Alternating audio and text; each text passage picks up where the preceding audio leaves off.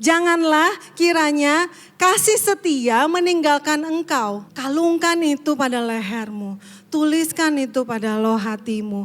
Ini Tuhan sedang mengingatkan kita pentingnya untuk selalu hidup di dalam kesetiaan. Turbulensi atau cuaca buruk atau badai tidak pernah datang untuk tinggal selamanya dalam hidup kita. Selalu ingat bahwa sesuatu yang buruk tidak untuk menetap di dalam hidup kita. Sama seperti pengalaman turbulensi di pesawat, turbulensi hidup hanya untuk dilewati, tidak untuk tinggal di dalamnya.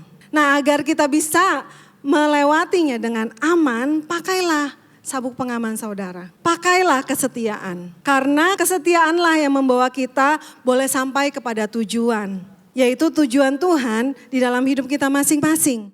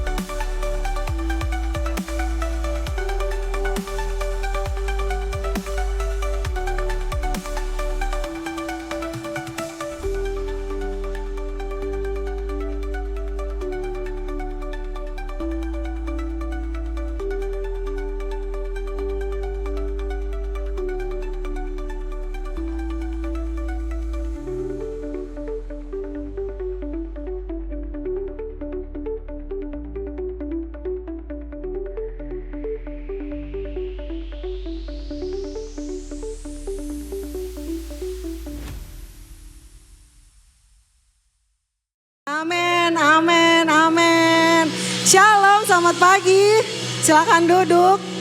Kita mau apresiasi buat setiap builders yang melayani pagi hari ini. Thank you builders yang sudah mempersiapkan ibadah pagi hari ini sehingga kita boleh beribadah, kita boleh duduk dengan tenang, kita boleh bersukacita pagi hari ini. Semua karena kasih karunia Tuhan dan juga karena builders yang begitu setia pagi hari ini ya. Puji nama Tuhan. Bagaimana kabar semua? Puji Tuhan baik, luar biasa. Amin. Semua karena kasih setia Tuhan ya. Kita bisa ada bangun pagi, masih bisa buka mata, masih bisa bernafas, masih bisa turun dari tempat tidur, masih bisa bergerak, beraktivitas, sadar atau enggak sadar itu semua karena kesetiaan Tuhan loh. Itu semua karena Tuhan baik bagi kita. Tuhan masih percaya kita untuk menjalani kehidupan ini yang Tuhan sudah percayakan kepada kita. So, pagi hari ini jangan lagi ragukan kesetiaan Tuhan. Amin. Tentang kesetiaan Tuhan kita gak perlu meragukan lagi. Amin. Sebelum melanjutkan, saya mau mengingatkan. Tadi Alfa sudah mengumumkan tentang My Transformational Journey atau Plan, Serve, dan Lead Class yang batch 17 ya.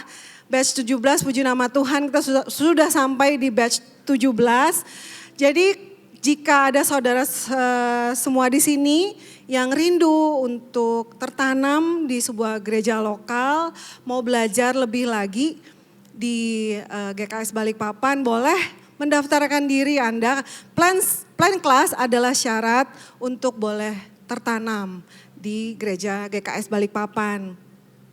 Kemudian ada serve class juga bagi saudara-saudara yang sudah tertanam, punya kerinduan untuk boleh lebih lagi belajar bagaimana saya mau melayani, saya mau menjadi bagian dari gereja ini, saya mau mengisi bricks atau bata di rumah Tuhan ini, saya mau ambil bagian untuk melayani, boleh untuk mendaftarkan diri di Serve Class, boleh belajar lebih lagi di Serve Class. Kemudian kita punya Lead Class. Biasanya ya, untuk Lead Class ini momok banget gitu ya. Habis Serve Class, banyak yang gak lanjut ke Lead Class. Karena apa? Karena takut langsung disuruh jadi pemimpin.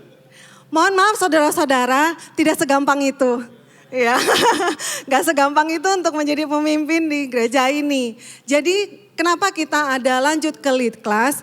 Lead Class ini untuk memperlengkapi kita, belajar lebih lagi. Belajar untuk memimpin bukan hanya selalu atau melulu belajar untuk memimpin di gereja. No, memimpin diri sendiri pun kita harus belajar loh. Memimpin diri sendiri juga buat bekal kita di tempat pekerjaan kita, di tempat usaha kita. Bagaimana kita menjadi seorang yang bisa memimpin dengan lebih baik. Memimpin yang sesuai dengan apa yang Tuhan ajarkan, yaitu memimpin dengan melayani. Nah, kalau di luar ya kelas kepemimpinan, training kepemimpinan itu mahal banget loh. Di sini gratis loh. Jadi jangan menghentikan langkah saudara untuk terus belajar. Terus next step, jangan berhenti karena takut mau disuruh jadi pemimpin. Saya ingatkan kembali bahwa untuk menjadi pemimpin tidak cukup dengan Lead Class aja, masih banyak, masih panjang prosesnya. Ya, jadi daftarkan diri Anda segera. Kita akan mulai di tanggal 22 Juni. Masih ada beberapa minggu waktu untuk mendaftar, tapi saya ingatkan jangan daftar di last minute deh. Manusia itu kadang suka lupa ya. Jadi kalau diingatkan sekarang, buruan langsung setelah ini bisa ke booth greeter untuk mendaftar di sana. So daftarkan segera diri Anda di Plan, Serve atau Lead Class. Ya, itu sekilas informasi terkait Plan, Serve, and Lead Class. Ya, kita masuk bulan ini masih belajar tentang kesetiaan. Seperti yang tadi saya sebutkan, kesetiaan Tuhan kita nggak perlu ragukan lagi. Kesetiaan Tuhan kita nggak perlu pertanyakan lagi. Kita semua ada di sini kembali karena kesetiaan Tuhan. Our life is all about the faithfulness of God. Our life is all about the story of how faithful our God is. Bahwa hidup kita ini adalah cerita tentang kesetiaan Tuhan. Coba deh pagi hari ini kita hitung berkat yang sudah Tuhan berikan bagi kita. Kita biasanya lebih cenderung untuk hitung penderitaan, hitung pergumulan. Itu yang biasanya kita ingat. Tapi mungkin kadang-kadang kita lupa untuk menghitung berkat kita setiap pagi. Kalau kita bisa menghitung berkat Tuhan yang sudah penuh atas hidup kita, kita akan merasa we are so blessed beyond measure. Kita sangat-sangat diberkati luar biasa, gak bisa terhitung ya. Tuhan itu setia melindungi kita. Tuhan itu setia memberikan kekuatan bagi kita. Tuhan itu setia menolong kita dalam segala kesesakan. Bicara tentang kesesakan, baru-baru ini di awal minggu ini terjadi kesesakan di Kota Balikpapan ya. Ada chaos yang terjadi. Siapa di sini yang sama kayak saya? Cari-cari BBM di mana-mana ya. Ya. Jadi saya mau cerita dikit. Pagi hari itu dari hari Senin ya, udah mulai heboh gitu kan. Nah bukan kebetulan, hari Minggunya kami udah sempat isi di tol Balikpapan Samarinda. Dan di situ kami nggak ngerti sama sekali, kami nggak dengar apa-apa bahwa terjadi kelangkaan. Seninnya barulah mulai heboh ya di grup WA bahwa BBM langka. Kita masih santai-santai tuh karena bar masih cukup. Namun udah sampai sore, pas kami kembali ke rumah sudah mulai itu menipis dan setiap pom bensin yang kami lewati itu wah antriannya luar biasa ya. Oke, jadi suami saya masih tenang, masih bisa lah besok ini. Oke, besok paginya saya mulai nggak tenang. Besok paginya kami mulai cari ya, setiap pom BBM yang kami lewati itu luar biasa ya. Kita tahu lah semuanya antriannya luar biasa. Namun saya ingat pagi hari itu sebelum keluar dari rumah ada satu ayat yang saya baca pada saat teduh. Yaitu di Mazmur 50 ayat 15. Bisa ditampilkan enggak ya? Mazmur 50 ayat 15. Sudah ada? Mazmur 50 ayat 15 saya bacakan aja ya. Ini saya baca dari versi NLT-nya. Then call on me when you are in trouble, and I will rescue you, and you will give me glory. Ya, oke. Then call on me, kata Tuhan. When you are in trouble, and I will rescue you, and you will give me glory.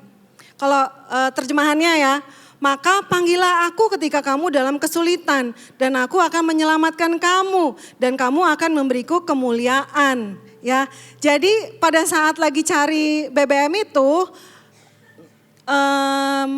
di pom BBM terakhir dari perjalanan kami, dan pom bensin itu adalah tempat di mana kami biasanya ngisi gitu ya. Jadi itu ada yang di depannya RSPB di situ ya. Nah, pas kita mulai ke situ, itu antriannya sudah luar biasa juga, udah panjang. Namun kami ingat karena tangki BBM kami itu di sebelah kanan ya, sebelah kanan. Nah kami tahu karena kami biasa isi di tempat itu bahwa kalau tangki yang sebelah kanan itu isinya bukan dari sisi jalan sini, tapi kita harus muter dari jalan yang sebelah sana gitu ya. Ya itu saya ingat, saya bilang Tuhan ini aku ada dalam kesesakan nih Tuhan. Dalam kesesakan nih, ini bensin tinggal sedikit nih. Tuhan tolong, Tuhan tolong. Dan kami sampai di belokan yang seharusnya tempat kami mengantri, dan puji nama Tuhan, ternyata di situ cuma sedikit yang ngantri. Ternyata di situ nggak banyak yang tahu kalau tangki sebelah kanan bisa ngantri dari situ. Jadi kami ngantri dari situ dan langsung dapat spot untuk mengantri. Ya, jadi kalau kita ada dalam kesesakan, cari dulu Tuhan. Kata Tuhan, call on me, call me, call me. Kata Tuhan, call on me. Jadi ya sama lah kayak saya di sini. Siapa yang langsung call on sosmed? Siapa yang langsung nyari informasi di WA group? Siapa yang langsung panik? Biasanya kita memang begitu ya. Kita langsung panik, kita langsung cari informasi di sosmed yang bikin kita tambah panik. Padahal Tuhan ingetin kita, call on me. Pada saat kita lagi kesusahan, kita lagi kesesakan. Dan Tuhan menjanjikan pertolongan. Tuhan bilang apa? Aku akan menolongmu dan kamu akan memuliakan aku. Itu udah kayak pasti, jaminan pasti. Aku akan tolong kamu dan kamu akan memuliakan aku.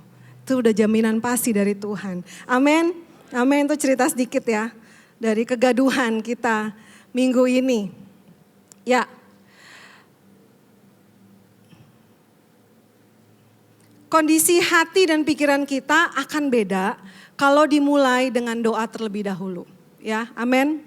Karena pasti pada saat kita berdoa, kita datang kepada Tuhan, ada yang namanya wisdom-nya Tuhan. Ada yang namanya hikmatnya Tuhan yang akan membantu kita untuk melakukan segala sesuatu sesuai dengan petunjuknya Tuhan. Roh Kudus akan menuntun kita. Ya.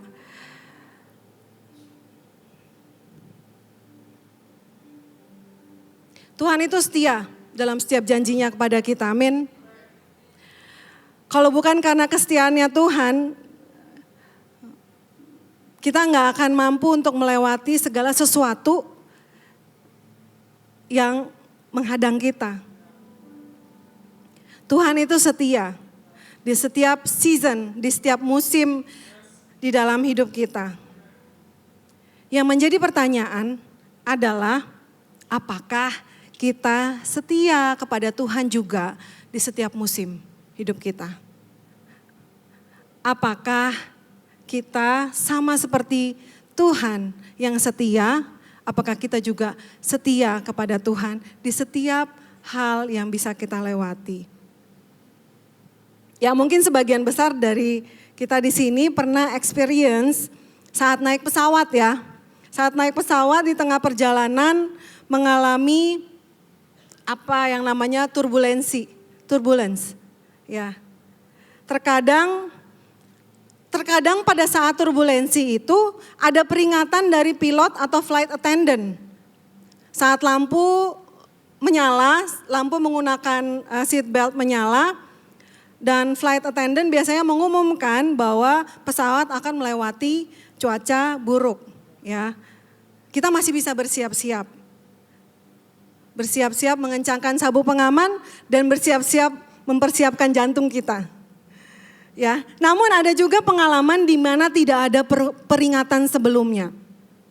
Tiba-tiba pesawat yang kita naiki mengalami turbulensi secara tiba-tiba. Saya pernah ngalamin pengalaman seperti ini. Pengalaman yang benar-benar bikin saya shock. Tiba-tiba terjadi turbulensi dari flight yang kami naiki. Saat itu kami perjalanan dari Balikpapan mau ke Jakarta. Baru sekitar 1 jam ya. 1 jam di perjalanan. Perjalanan yang awalnya smooth, cuaca cerah, aman-aman aja. Tiba-tiba di 1 jam perjalanan terjadi turbulensi. Yang membuat saya dan suami saya agak terlonjak dari seat kami. Itu kayaknya lumayan tinggi gitu. Terlonjaknya. Padahal saat itu kami sudah menggunakan seat belt. Ya, saya kalau naik pesawat saya nggak pernah lepas dari seat belt ya. Saya selalu menggunakan seat belt. Itu aja sudah membuat lonjakan gitu ya. Setelah kejadian itu langsung saya kencangkan lebih lagi. Takut pasti ya. Pada saat terjadi tiba-tiba, terjadi goncangan yang tiba-tiba. Kita tuh gak pernah tahu kapan turbulensi datang dalam hidup kita. Bisa datang tiba-tiba, bisa datang tanpa peringatan sebelumnya. So always fasten your seat belt. Dan seat belt atau sabuk pengaman dalam hidup kita adalah apa? Adalah kesetiaan. Seat beltnya kita adalah kesetiaan. Amin. Selalu pakai kesetiaan setiap saat di dalam hidup kita. We never know kapan turbulensi itu datang. We never know kapan terjadi goncangan, terjadi pergumulan. Always fasten your seat belt. Use your seat belt, yaitu kesetiaan kepada Tuhan. Ya. Amsal 3 ayat 3. Amsal 3 ayat 3 berkata, janganlah kiranya kasih dan setia meninggalkan engkau. Kalungkanlah itu pada lehermu. Tuliskanlah itu pada loh hatimu. Janganlah kiranya kasih setia meninggalkan engkau. Kalungkan itu pada lehermu. Tuliskan itu pada loh hatimu. Ini Tuhan sedang mengingatkan kita pentingnya untuk selalu hidup di dalam kesetiaan. Turbulensi atau cuaca buruk atau badai tidak pernah datang untuk tinggal selamanya dalam hidup kita.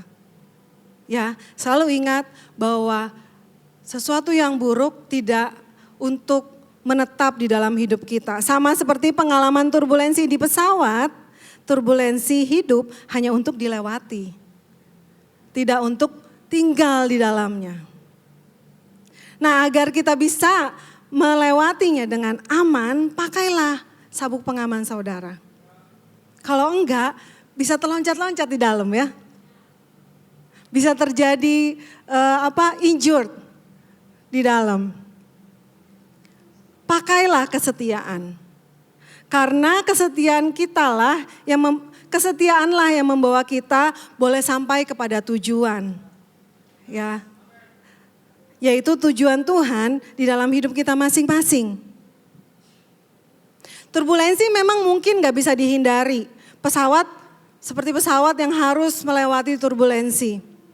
Tapi segala sistem pengamanan ada di pesawat tersebut. Dan untuk para penumpang adalah seat belt. Namun turbulensi bisa dilewati. Ya, berita baiknya turbulensi hidup kita itu bisa dilewati. Ya, amin. Judul khotbah pada pagi hari ini saya beri judul Yet I Will Choose Faithfulness. Yet I will choose faithfulness. Namun aku akan memilih kesetiaan. Suami dan saya sangat diberkati dengan kata namun yang dibagikan oleh Pastor Daniel di khotbah beliau di minggu kedua yang lalu yang diambil dari kitab Habakuk. Ya, Habakuk 3 ayat 17 sampai 19. Di Habakuk 3 ayat 17 sampai 19 saya bacakan. Sekalipun pohon ara tidak berbunga, pohon anggur tidak berbuah, hasil pohon zaitun mengecewakan, sekalipun ladang-ladang tidak menghasilkan bahan makanan, kambing domba terhalau dari kurungan, dan tidak ada lembu sapi dalam kandang. Namun, di ayat 18, namun aku akan bersorak-sorai di dalam Tuhan, beria-ria di dalam Allah yang menyelamatkan aku. Ayat 19, Allah Tuhanku itu kekuatanku. Ia membuat kakiku seperti kaki rusa, ia membiarkan aku berjejak di bukit-bukitku. Ayat 17 di sini yang kita baca menggambarkan kondisi yang sedang tidak baik-baik saja. Di situ nggak ada hasil. Jawaban doa mungkin tidak kunjung datang. Sesuatu yang mungkin sedang diusahakan tidak menghasilkan apa-apa. Hasilnya mungkin mengecewakan. Bahkan menggambarkan kondisi kehilangan atau ditinggalkan. Ayat 18. Kata namun adalah keputusan. Namun adalah keputusan. Kata namun di sini sangat-sangat powerful. Switching mind and heart. Kita switch pikiran dan hati kita. Kita berkata namun. Kita switching spirit kita. Kita mengubah spirit kita. Walaupun keadaan sedang tidak baik-baik saja, aku akan tetap bersorak-sorai dalam Tuhan. Beria-ria dalam Allah yang menyelamatkan aku. Perkataan ini adalah perkataan iman. Keyakinan dan pengharapan yang pasti bahwa Allah akan menyelamatkan aku. Apapun kondisinya, aku gak mau lihat itu. Karena aku tahu Tuhan pasti menyelamatkan aku. Mengapa Nabi Habakuk bisa berkata namun?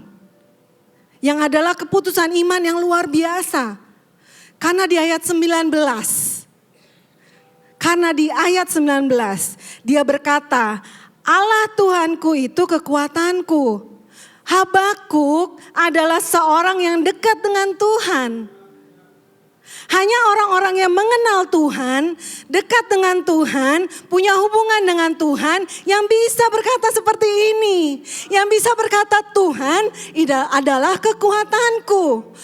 Hanya orang-orang yang punya hubungan dengan Tuhan. Seperti yang Pastor Andri bagikan minggu lalu. Kesetiaan adalah hasil dari hubungan kita sama Tuhan. Kemudian Habakuk berkata, ia membuat kakiku seperti kaki rusa. Ia membiarkan aku berjejak di bukit-bukitku. Orang-orang yang bisa berkata seperti ini adalah orang-orang yang punya pengalaman pribadi sama Tuhan. Punya pengalaman pribadi sama Tuhan. Yang pernah ada di lembah bersama Tuhan dan ada di atas gunung bersama Tuhan. Artinya dia pernah ada di lembah. Dan dia pernah menang bersama Tuhan di atas gunung. Hanya orang-orang yang punya hubungan dengan Tuhan bisa berkata namun. Hanya orang-orang yang punya hubungan dengan Tuhan bisa berkata, Allah itu kekuatanku. Amin. Mendengar kembali Habakuk ini, kami jadi ingat tentang pengalaman kami beberapa tahun lalu. Ini udah sering banget kami saksikan. Dan akan terus kami saksikan. Karena percaya bahwa pengalaman kita bersama Tuhan, kemenangan-kemenangan kita bersama Tuhan, pengalaman di lembah dan di gunung kita bersama Tuhan akan menolong orang lain untuk mengalami Tuhan juga. Dan menang bersama Tuhan. Jika diceritakan, jika disaksikan, jika kita testify. Ya. Kalau kita simpen aja, itu tidak bisa memberkati orang lain. Pengalaman ini adalah saat kami baru saja menjadi pemimpin kelompok sel atau home yang disebut di sini. Kelompok sel di gereja GKS Balikpapan adalah home. Jadi pengalaman ini adalah pada saat kami baru ditunjuk sebagai home leader. Ya, di awal-awal kami melayani, tiba-tiba terjadi turbulensi hidup di dalam hidup kami, di dalam keluarga kami. Kami berdua harus kehilangan pekerjaan. Pekerjaan yang adalah sumber keuangan untuk kehidupan keluarga kami. Tidak hanya satu, dua-duanya hilang pekerjaan. Kebayang gak pusingnya? Di tengah turbulensi itu, we start questioning God. Kami mulai mempertanyakan Tuhan. Why God? Kenapa Tuhan? Salah kami itu di mana ya Tuhan? Kami mulai menuduh diri sendiri. Apa kami berdosa sehingga Tuhan menghukum kami? Kami gak ngerti Tuhan. Apakah Tuhan salah pilih orang untuk menjadi seorang home leader? Ada perasaan gak layak, perasaan malu, insecure dengan kondisi kami saat itu karena di satu sisi kami harus tetap memimpin home. Namun kami memutuskan untuk dengan iman terus maju, terus melayani, terus memimpin walaupun keadaan sedang tidak baik-baik saja. Sering banget saya ingat sebelum home itu, kalau mau ingat ini mau nangis ya. Kalau sebelum home itu kami sering tension gitu. Karena apa? Karena kami insecure dengan orang-orang yang kami pimpin. Kami takut pada saat udah mau mulai home. Aduh, gimana ya? Kita mau bicara tentang firman Tuhan, sedangkan kami pun ada dalam badai. Kami sedang berjuang gitu. Kami bukan ada di posisi gunung, tapi saat itu di posisi lembah yang gelap. Jadi sebelum home kadang-kadang sering tension ya, berdua suami istri. Tapi karena kekuatan Tuhan, karena kasih karunia Tuhan, kami mampu untuk memutuskan terus melayani. Namun kami memilih kesetiaan. Karena melayani tidak tergantung pada kondisi dan keadaan kita. Tuhan tidak pilih kita berdasarkan kondisi kita. Kalau Tuhan yang pilih, ya sudah, Tuhan yang pilih. Bukan saat keadaan baik-baik dan semua lancar, baru kita mau melayani. Bukan kalau kita sempet, baru kita melayani. Bukan karena kita lagi gak sibuk, buat ngisi waktu kita mau melayani. Bukan karena itu ya. Kesetiaan melayani tidak tergantung pada kondisi, tapi kepada keputusan. Kesetiaan kita gak tergantung sama apa yang sedang kita hadapi, tapi tergantung pada keputusan kita untuk terus melayani Tuhan, untuk terus setia. Dan saya mau bersaksi bahwa karena kasih setia Tuhan pada kami dan karena keputusan namun itu kami mau tetap setia kepada Tuhan dan kepada orang-orang yang Tuhan percayakan kepada kami untuk kami layani. By grace of God kami bisa ngelewatin turbulence itu. By grace of God kami bisa melewati goncangan itu. Karena apa? By grace dan karena kami pasang seat belt kesetiaan. Kalau tidak, suami dan saya belum tentu masih ada di sini. Belum tentu saya berdiri di sini dan berjalan di dalam panggilan Tuhan dalam hidup kami. Karena jujur saja, keinginan untuk mundur dan move keluar kota itu besar banget pada saat itu. Kami sudah berpikir kayaknya ini bukan tempat kami di sini. Kayaknya kita harus keluar deh. Karena harus cari kerja luar kota. By grace of God dan pasang seat belt kesetiaan, kami bisa masih ada di sini dan menjawab panggilan Tuhan dalam hidup kami. Ya. Karena namun itu, puji nama Tuhan, setelah 7 bulan suami saya kembali kepada pekerjaannya. Karena namun itu, dalam 5 bulan setelahnya saya pun kembali bekerja. Dan Tuhan merestore kembali kehidupan kami. Tidak ada satupun yang kurang yang Tuhan kembalikan. Bahkan lebih dari apa yang sebelumnya. Saya mau saksikan itu. Tuhan mengembalikan semuanya. Pada saat kami sedang berjuang untuk setia mengerjakan pelayanan yang Tuhan sudah percayakan kepada kami untuk kami kerjakan. Puji nama Tuhan, selama masa turbulensi itu kami tidak pernah sekalipun mundur atau cuti melayani. Puji nama Tuhan. Karena apa? Karena grace-nya God, karena kami pasang seat belt kesetiaan. Tidak ada yang namanya mundur atau cuti melayani. Amin. Biar nama Tuhan saja yang dimuliakan. Amin. Amin.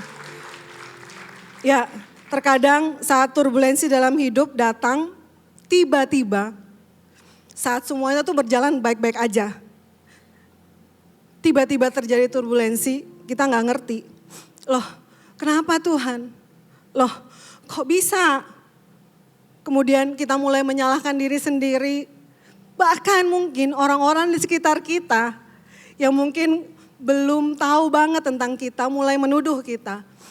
Mungkin mereka bilang, oh ini karena kamu berdosa. Oh ini karena perbuatanmu di masa lalu dan segala macam sehingga Tuhan menghukum kamu. Mulai berasumsi tentang hidup kita. Sama seperti apa yang dialami oleh seorang yang saleh, jujur, dan takut akan Tuhan. Yang hidupnya berubah hanya dalam 1 hari, yaitu namanya Ayub. Kita belajar sedikit dari kisah Ayub ya.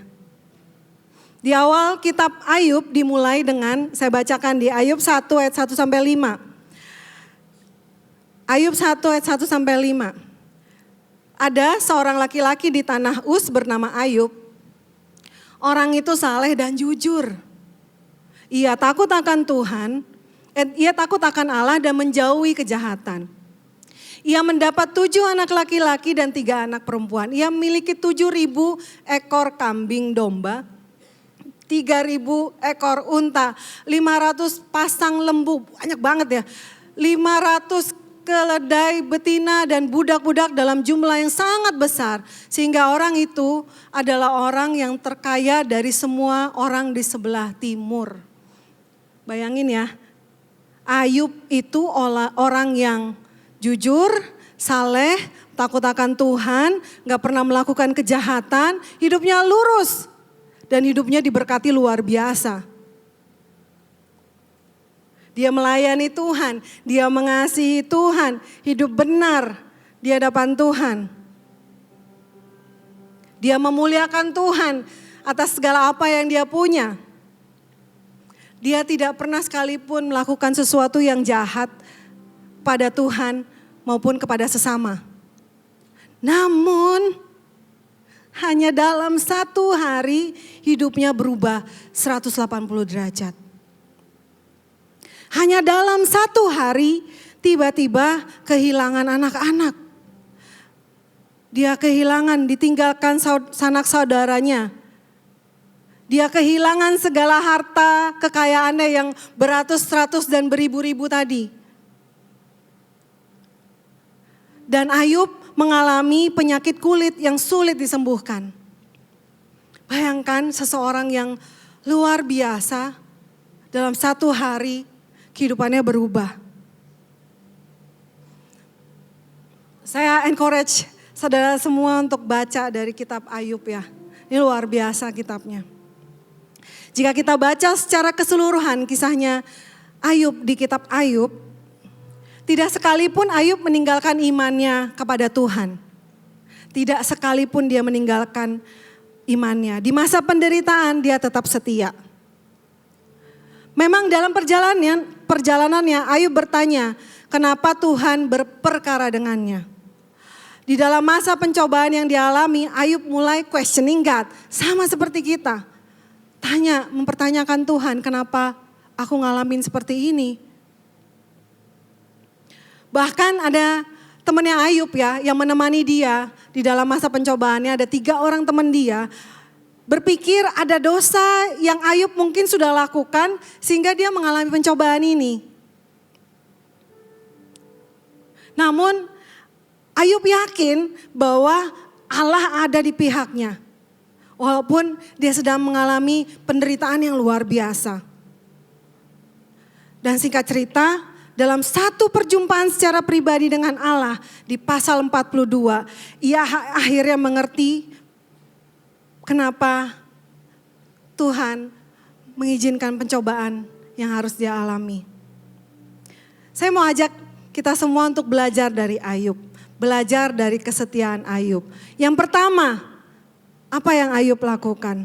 Yang pertama, pada masa pencobaan tetaplah berdiri pada posisi yang benar. Saat kita mengalami pencobaan, masa sukar, penderitaan, pergumulan, berdirilah pada posisi yang benar. Saat Ayub mengetahui bahwa anak-anaknya sudah meninggal, karena bangunan tempat mereka berkumpul tiba-tiba roboh dan menimpa semua anak-anaknya, dan anak-anaknya meninggal. Di Ayub 1 ayat 21 sampai 22. Ayub 1, 21 sampai 22. Kita belajar dari Ayub ya. Katanya saat dia mendengar anak-anaknya sudah meninggal. Nggak kebayang ya. Tiba-tiba anaknya yang 10 orang itu meninggal dalam satu waktu bersamaan. Rasanya sakit banget ya. Tapi dia berkata seperti ini. Dengan telanjang aku keluar dari kandungan ibuku. Dengan telanjang juga aku akan kembali ke dalamnya. Tuhan yang memberi, Tuhan yang mengambil, terpujilah nama Tuhan. Di dalam kondisi seperti itu, dia masih bisa bilang terpujilah nama Tuhan. Dan ayat 22, dalam kesemuanya itu Ayub tidak berbuat dosa. Dia gak marah sama Tuhan. Dia gak bersungut-sungut. Dan tidak menuduh Allah berbuat yang kurang patut. How amazing is his heart ya. Luar biasanya kesetiaannya. Sehingga hal yang paling berat sekalipun kehilangan 10 orang anak. Dia masih bisa berkata, terpujilah nama Tuhan. Dan dalam kondisi seperti itu, dia tidak berbuat dosa. Berdiri pada posisi yang benar. Kemudian saat Ayub mengalami penyakit kulit di sekujur tubuhnya. Dan istrinya menyuruh dia untuk meninggalkan kesetiaannya kepada Allah. Ayub berkata seperti ini, Ayub 2 ayat 9 sampai 10. Maka berkatalah istrinya kepadanya, masih bertekunkah engkau dalam kesalehanmu? Kutukilah Allahmu dan matilah. Orang terdekatnya pun gak tahan ngelihat penderitaan dia. Dan menyuruh dia untuk meninggalkan imannya kepada Tuhan.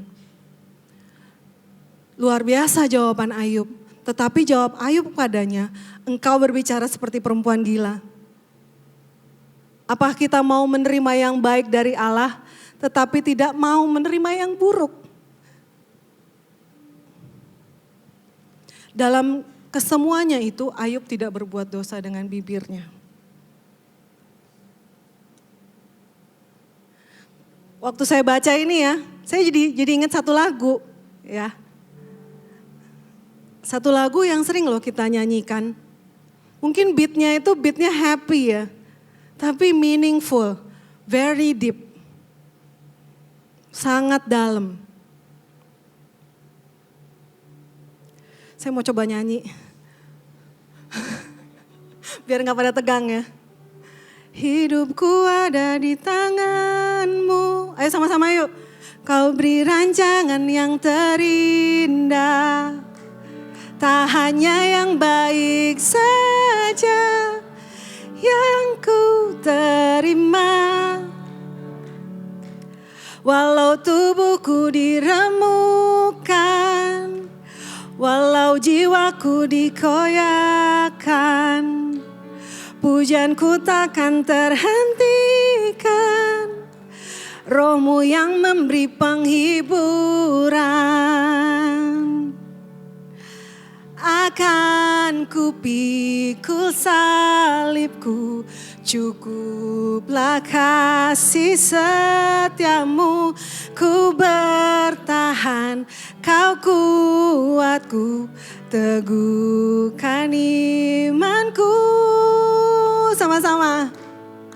Ku mau tetap bersyukur, amin. Senantiasa bersyukur.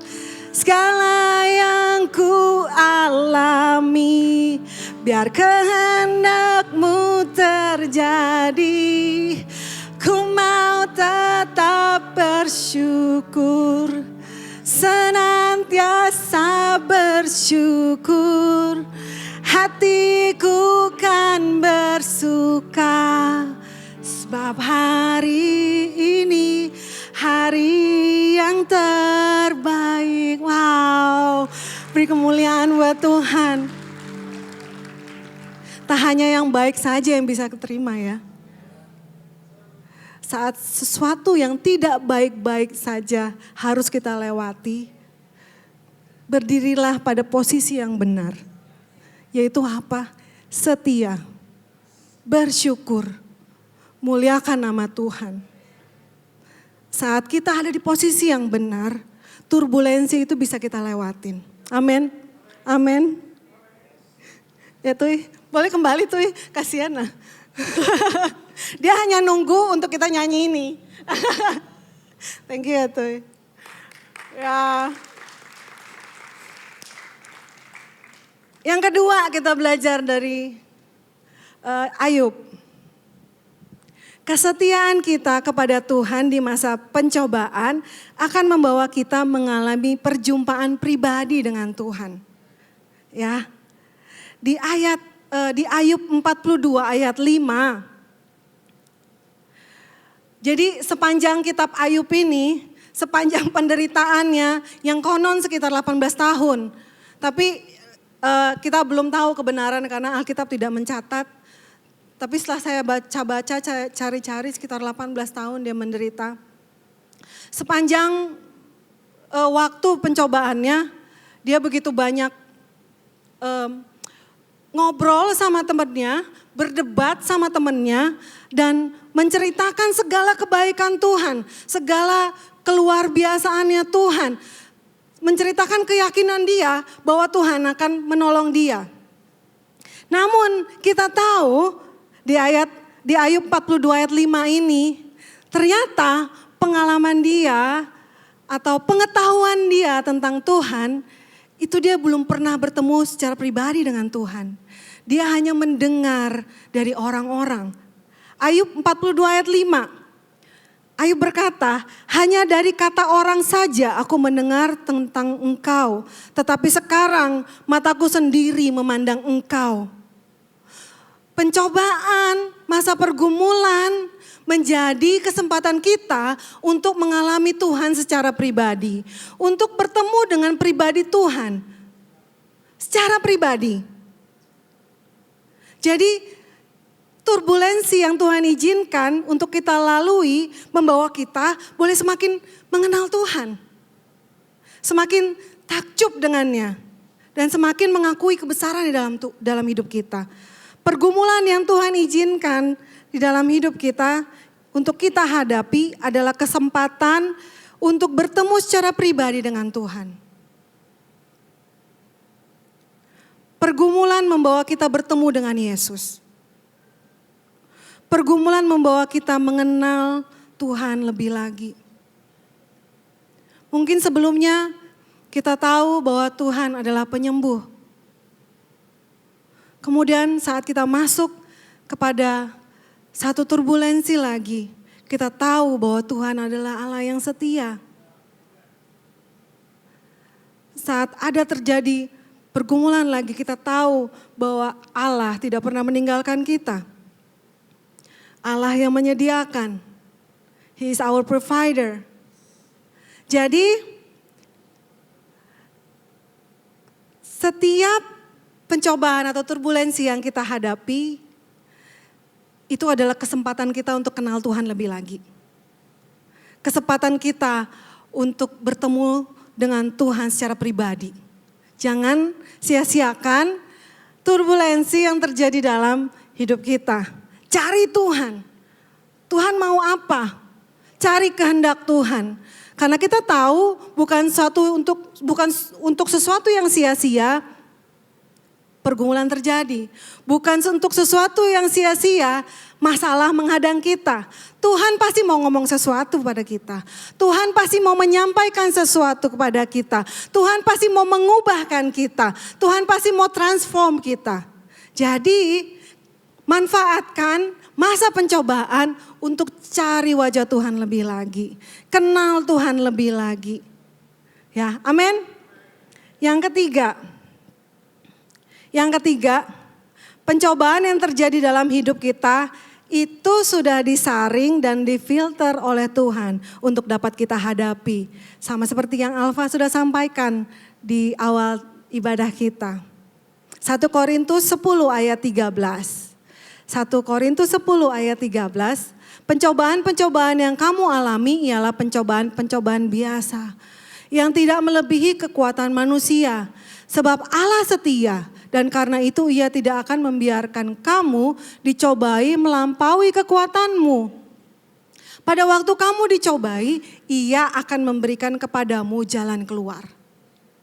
Sehingga kamu dapat menanggungnya.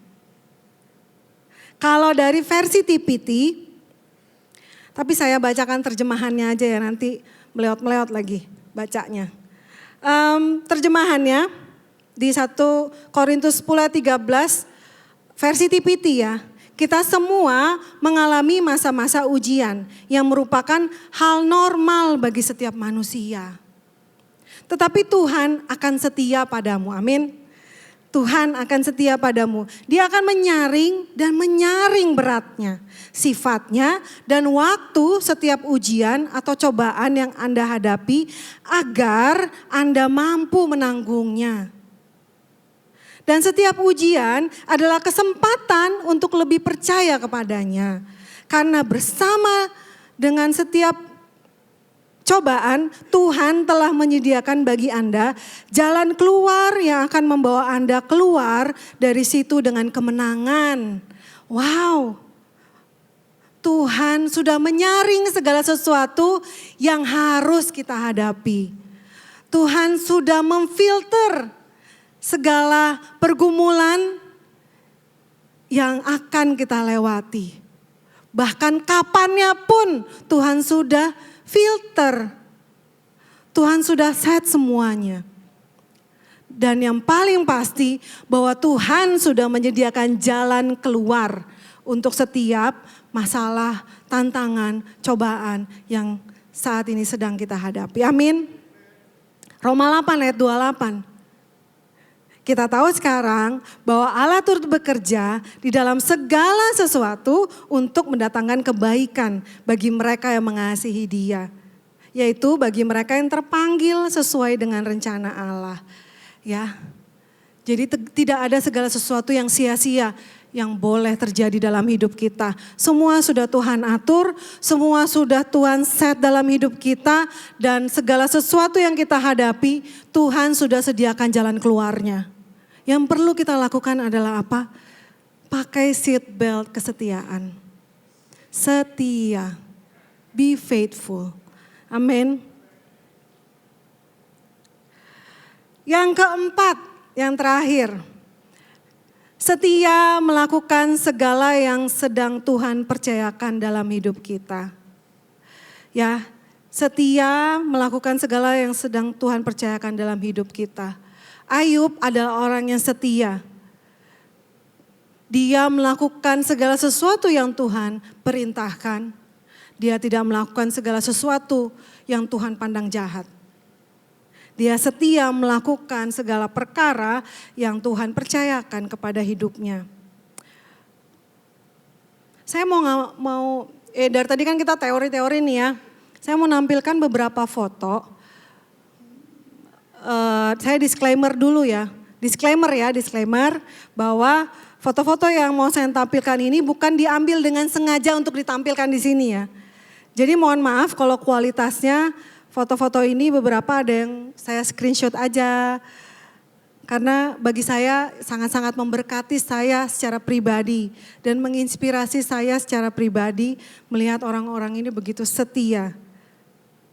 Mereka yang ada di sini nggak tahu kalau saya foto dan saya tampilin. Ya. Ya, yang pertama. Faithfulness may look like this. Ini adalah kakak-kakak Aero Kids yang lagi beres-beresin gudangnya Aero Kids. Ya. Kalau saya foto di situ pasti mereka senyum kan. Kalau ini kan mereka tuh coba lihat deh. Berantakan banget kan. Tapi mereka setia. Ini mereka lakukan di jam istirahat, jam kerjanya mereka. Ya, begitu setianya mereka untuk melakukan hal-hal yang mungkin gak kelihatan ya sama kita. Yang kedua, foto kedua. Nah ini kakak Aero Kids yang punya anak kecil. Dia mengajar, dia melayani sambil gendong anak. Anak-anak itu bukan untuk menghalangi kita melayani loh. Ya. Bahkan dengan posisi seperti ini pun dia bisa melayani. Ini namanya namun ya. Namun selanjutnya. Nah ini. Ini anaknya udah manifestasi nih. Ya. Bahkan sampai geletakan di bawah kaki induknya. Yang penting deket sama induknya ya. Mamanya tetap melayani, bahkan kakaknya juga melayani di Aero Kids. Wah luar biasa ya. Luar biasa. Selanjutnya masih ada lagi. Nah mohon maaf ya, mohon maaf ini. Ini ibu-ibu mama-mama yang menyempatkan diri pulang kerja, dipanggil meeting in a very short notice ya. Bisa gak kita kumpul sekarang? Mau ngapain? Kita bicara ini penting banget deh. Jadi pulang kerja langsunglah kami berkumpul. Ya ini memang bukan di foto untuk ditampilkan ya. Jadi memang wajahnya ya wajah serius banget ini mah. Ya. Ini contoh kesetiaan. Amin. Selanjutnya lagi ada lagi. Ini orang ini ya. Ini udah waktunya makan siang. Disuruh makan siang. Dia bilang tunggu dulu, selesaiin dulu kerjaan. Kesetiaan bisa berbentuk melakukan lebih dari apa yang diminta. Extra mile. Skip makan siang, jangan juga kayak gitu ya. Habis itu dia langsung makan siang ya. Selanjutnya ini.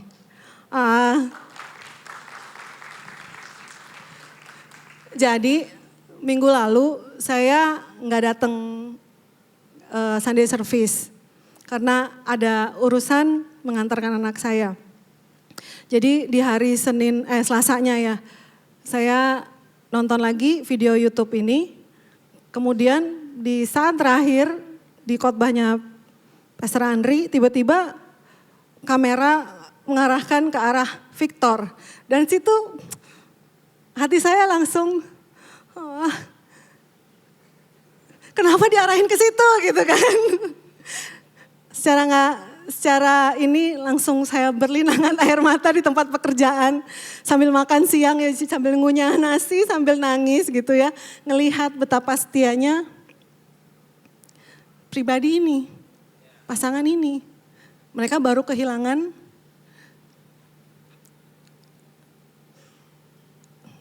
anak yang sudah dinanti-nanti.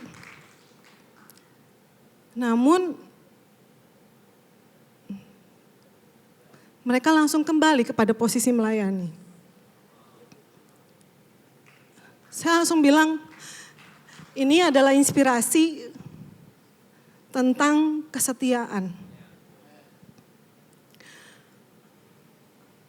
Kesetiaan kita tidak tergantung kepada kondisi, situasi. Sekali setia tetap setia. Amin. Ini adalah contoh-contoh orang-orang di sekitar saya ya. Di sekitar saya yang selalu pakai seat belt kesetiaan. Mau apapun yang terjadi, apapun yang menghadang, aku akan tetap setia melakukan panggilannya Tuhan. Amin. Jadi sedih. Kayaknya udah ya, habis ini udah gak ada. Oke, kita lanjut ya. Tim Praise and Worship boleh bersama saya. Ya, kesetiaan tidak memandang kondisi. Kesetiaan adalah bagian hidup kita. Kesetiaan adalah gaya hidup pengikut Kristus.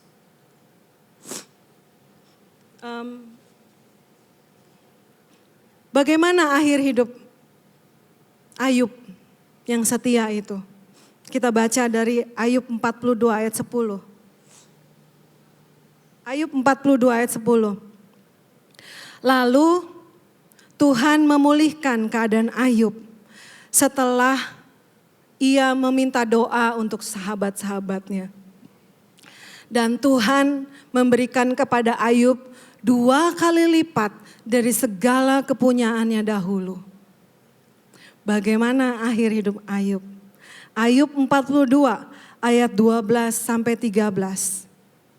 Tuhan memberkati Ayub dalam hidupnya yang selanjutnya lebih daripada dalam hidupnya yang dahulu. Ia mendapat 14.000 ekor kambing domba dan 6.000 unta, 1.000 pasang lembu, 1.000 ekor keledai betina. Dan ia juga mendapatkan 7 orang anak laki-laki dan 3 orang anak perempuan. Tuhan mengembalikan semuanya, bahkan lebih dari kehidupan sebelumnya. Bagaimana akhir hidup Ayub? Ayub 42 ayat 16 sampai 17. Sesudah itu Ayub masih hidup 140 tahun lamanya. Ia melihat anak-anaknya dan cucu-cucunya sampai keturunan yang keempat. Maka matilah Ayub, tua dan lanjut umur. Orang yang setia kepada Tuhan tidak mati di masa penderitaan. Orang yang setia kepada Tuhan tidak berakhir di masa turbulensi. Orang yang setia kepada Tuhan akan sampai kepada janjinya Tuhan yang setia. Ayub nggak mati pada saat dia mengalami penyakit kulit yang tidak bisa disembuhkan itu. Ayub mati setelah dia melihat anak-anaknya dan cucu-cucunya sampai keturunan yang keempat. Dia mati karena tua dan sudah lanjut umur. Bukan mati karena menderita. Inilah destininya Tuhan buat kita semua orang-orang yang setia. Kita akan kembali kepada Tuhan di masa yang Tuhan tentukan. Bukan di masa pada saat kita mengalami penderitaan. Ayub memulai dengan setia, dia berjuang dengan setia, dan dia mengakhiri dengan setia. Kita tahu Tuhan adalah setia. Tidak perlu diragukan lagi. Dia adalah Allah yang setia, yang tidak akan pernah meninggalkan kita. Di masa senang maupun masa susah. Dialah pribadi satu-satunya yang tidak akan pernah meninggalkan kita. Kita belajar bagaimana Ayub ini sangat setia dalam masa kesukaran, teguh berpegang pada imannya kepada Tuhan. Dia sabar menanggung pencobaan. Dia berhasil melewati turbulensi hidupnya yang luar biasa itu. Ayub telah menyelesaikan pertandingannya dengan sangat baik dan setia. Hamba yang baik dan setia. Kita sering dengar ya, Tuhan gak pernah berjanji langit selalu biru. Ya, kesetiaan kita mengikuti Tuhan tidak berarti hidup akan selalu baik-baik saja. Tidak berarti kita kebal dari pergumulan. Terkadang pergumulan, pencobaan hadir di hidup kita. Kita bertanya, Tuhan kok bisa, kenapa saya? Seperti Ayub, seorang yang saleh, jujur, melakukan kehendak Tuhan, tidak melakukan yang jahat di mata Tuhan. Kita mungkin gak ngerti ya, dan sekarang belum ketemu sama jawabannya. Kenapa pergumulan ini harus datang ke dalam hidup saya? Kenapa saya Tuhan? Kenapa kami Tuhan? Tetapi kita belajar dari Ayub yang membuat dia bertahan dari goncangan yang hebat dalam hidupnya adalah kesetiaan. Kesetiaannya kepada Tuhan. Dan kesetiaannya membuahkan hasil. Saat akhirnya Tuhan memulihkan kehidupannya dan mengembalikan segala sesuatu dari hidupnya yang telah hilang, bahkan lebih dari kehidupan sebelumnya. Saudara, apapun kondisi dari situasi yang saudara sekarang sedang hadapi, kuatkanlah dan teguhkanlah hatimu. Berdirilah teguh, berlakulah setia, nantikanlah Tuhan. Turbulensi boleh datang, namun jika kita ada pada posisi yang benar, menggunakan seat belt kesetiaan kepada Tuhan, kita pasti akan bisa keluar dari turbulensi dengan aman. Amin. Karena Tuhan itu setia beserta kita dan kita pun setia pada posisi yang benar. Always wear your seat belt. Walaupun mungkin saat ini saudara sedang dalam kondisi yang gak baik-baik aja. Sepertinya usaha yang saudara lakukan belum ada hasil. Jawaban doa yang ditunggu-tunggu gak datang-datang. Sesuatu yang mungkin sudah diusahakan dengan baik, hasilnya sangat minim, mengecewakan. Bahkan saudara mungkin dalam kondisi ditinggalkan, kehilangan. Saudara bisa memutuskan untuk berkata, namun aku akan memilih kesetiaan kepada Tuhan. Aku akan tetap memuliakan Tuhan. Aku akan tetap memuji Tuhan. Karena aku tahu aku punya Tuhan yang setia. Yang kasih dan kuasanya tidak perlu diragukan lagi dalam hidupku.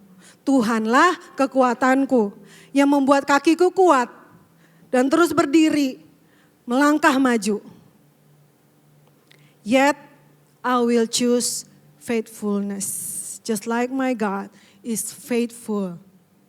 Namun aku akan memilih kesetiaan seperti Tuhanku yang adalah setia. Amin.